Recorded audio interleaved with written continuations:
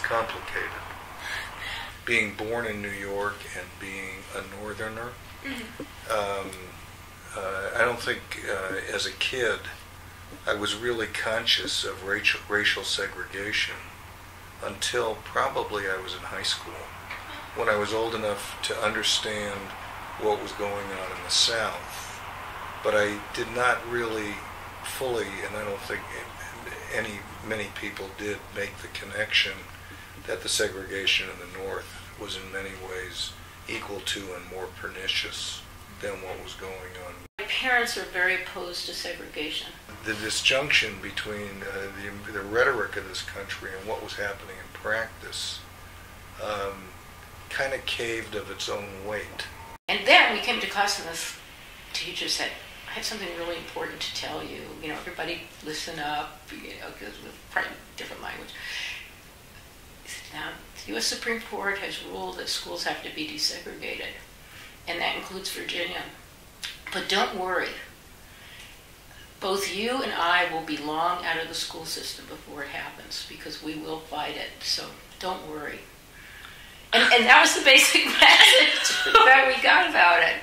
You know, that was it. So that gives you an idea what the schools were like. There was a lot of courageous activity that went on. There were full-blown demonstrations all the time. In 1962, we picketed a realty company in Berkeley called Mason McDuffie. This was to force the employers to hire African Americans into the workforce. There's something about struggle that is heartening and life-giving, and that's how I felt.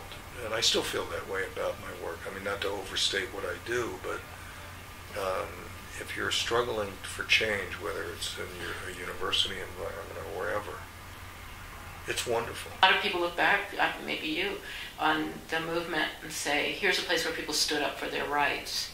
And so it's basically a movement that's viewed in a positive way. It was everything to me. It gave me a sense that even when something is difficult, if you work hard enough, you can make some change. Personally, to me, it created a kind of community and sense of involvement and purpose that I think my life would have been extremely different without. It was great community, it was good politics, smart people, it informed my education. I was passionate about it. Also because I learned so much, like every day I learned something new, whether it was something about my own abilities or something about how people could get things done, or it was something cultural. How do black people live? I had no real knowledge. But we are not even close to the ideal that all of those landmarks embody. Do it all over again? Absolutely. Would you do it all over again?